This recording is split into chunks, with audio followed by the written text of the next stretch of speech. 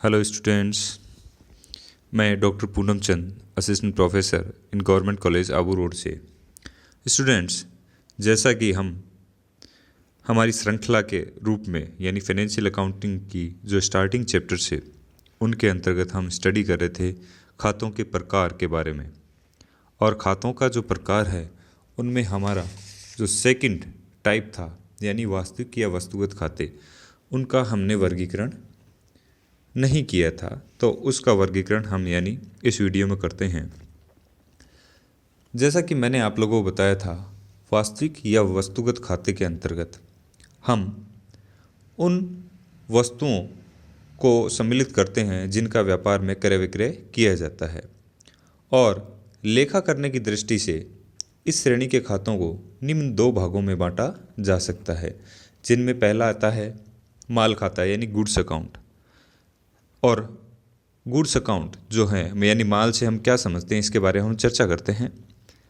माल से आशय उस क्रय से है जिसको व्यवसायी खरीदता ही है और साथ ही साथ पुनः उसे बेचने के लिए भी कार्य या उस पर कुछ कार्य करता है।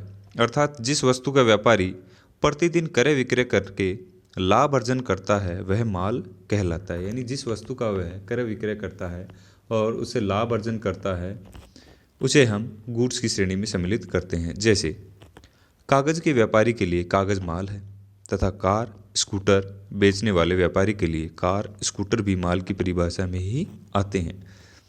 जहाँ तक माल संबंधी व्यवहारों का लेखा करने का प्रश्न है, माल खाते का भी व्यवहार की प्रकृति के अनुसार निम्नानुसार पुनः वर्गीकरण किया जा सकता है। यानी माल को हम इस प्रकार से डिवाइड कर सकते हैं। जैसा कि आप देख रहे हैं, इसमें माल खाता जो है उसको हम किस प्रकार से डिवाइड कर सकते हैं। क्रय खाता यानी परचेज अकाउंट, विक्रय खाता यानी कि सेल्स अकाउंट। तो जो हम क्रय करते हैं, माल परचेज कर रहे हैं हम, उसे हम परचेज अकाउंट के अंतर्गत सम्मिलित करेंगे और जो हम बेच रहे हैं उसे हम सेल्स अकाउंट के अंतर्गत सम्मिलित करेंगे। इसी प्रकार हमने अगर क्रय किया हुआ माल वापस किया है तो परचेज रिटर्न अकाउंट अथवा जावक वापसी खाता, जिसे हम रिटर्न आउटवर्ड्स अकाउंट भी कहते हैं। और विक्रय वापसी खाता यानी जो बेचा हुआ माल है अगर वो रिटर्न आता है हमारे पास तो उसे हम सेल्स रिटर्न अकाउंट अथवा आवक वापसी खाता रिटर्न इनवर्ड अकाउंट जिसे हम कहते हैं के अंतर्गत भी सम्मिलित करते हैं। इसके अलावा माल को हम प्रारंभिक स्टॉक खाता यानी ओपनिंग स्टॉक अकाउंट जो पिछले साल के अंत में और इस पिछले साल के अंत में हमारे पास बच गया था और उसे हम चालू वर्ष के प्रारंभ में लेके जाते हैं, उसे हम ओपनिंग स्टॉक कहते हैं। इसी प्रकार चालू वर्ष के अंत में जो हमारे पास माल बच जाएगा उसे हम अंतिम स्टॉक खाता यानी क्लोजिंग स्टॉक अकाउंट भी कहते हैं। अतः माल संबंधी समस्त व्यवहारों का लेखा करते समय व्यवहार की प्रकृति के अनुसार ऊपर वर्णित खातों के माध्यम से लेखा प्रविष्टि की जाती है।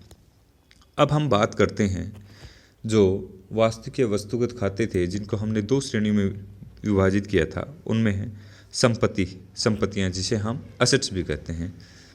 ये क्या होती हैं? देखिए, वे वस्तुएं जिनको पुनः बेचने के उद्देश्य से नहीं खरीदा जाता है परंतु जिनको व्यवसाय संचालन हेतु भौतिक सुविधाओं की दृष्टि से खरीदा जाना भी आवश्यक होता है, संपत्ति कहलाती है। जैसे भवन, फर्नीचर, संयंत्र एवं उपकरण आदि। यानी कि कहने का तात्पर्य ये है, जिन वस्तुओं के अंतर्गत हम व्यापार करते हैं, जिन वस्तुओं से यानी कि क्रय विक्रय जिनका करते हैं उन्हें हम माल की श्रेणी में सम्मिलित करते हैं। और दूसरा, जिन वस्तुओं को हम बेचने के उद्देश्य से नहीं करते हैं खरीदते हैं बल्कि उनको स्टेब्लिश करते हैं और व्यवसाय को में वृद्धि करने के लिए, जैसे भवन का निर्माण, फर्नीचर, संयंत्र एवं उपकरण, इन सभी को हम संपत्तियों की श्रेणी में सम्मिलित करते हैं। ये संपत्तियां भी दो प्रकार की होती हैं। अब कौन कौन सी होती हैं वो देखिए।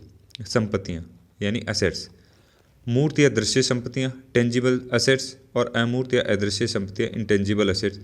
जैसा कि आप लोग 11वीं-12वीं में इनके बारे में बहुत ही अच्छे तरीके से जान चुके हैं, फिर भी हम रिवीजन कर रहे हैं तो इसमें हम एक बार वापस देखते हैं। दृश्य संपत्तियां या मूर्त संपत्तियां क्या होती है? दृश्य संपत्तियों से अभिप्राय उन संपत्तियों से होता है जिन्हें मूर्त रूप में देखा जा सकता है, छुआ जा सकता है, पहचाना जा सकता है, जैसे भवन, मशीन, फर्नीचर, माल, रोकड़ आदि। ये सारी की सारी जो हैं वो दृश्यमान या मूर्त संपत्तियों में सम्मिलित की जाती हैं। इसके विपरीत अमूर्त या अदृश्य संपत्तियों से आशय उन संपत्तियों से लिया जाता है जिनको देखा नहीं जा सकता, छुआ नहीं जा सकता, परंतु उनका भौतिक रूप से मूल्यांकन किया जा सकता है, जैसे ख्याति, पेटेंट, ट्रेडमार्क, कॉपीराइट इत्यादि। तो ये जो हैं वो है अदृश्य या अमूर्त संपत्तियाँ। यद्यपि एक व्यवसाय के अंतिम खाते बनाने की दृष्टि से संपत्तियों का वर्गीकरण निम्न प्रकार भी किया जा सकता है। यानी मुख्य रूप से जो हम देखते हैं उनको तो हम दो भागों में लेके चलते हैं एसेट्स को, लेकिन कई बार एक व्यवसाय की दृष्टि से जब व्यवसाय एक जो संस्था है वो अपने अंतिम खाते बनाती है यानी फाइनल अकाउंट बनाती है, तो उसमें असेट्स का वर्गीकरण कुछ इस प्रकार से भी करती हैं, जैसे फिक्स असेट्स, स्थायी संपत्तियाँ, करंट असेट्स, चालू संपत्तियाँ, और फिक्टिटियस असेट्स यानी काल्पनिक संपत्तियाँ।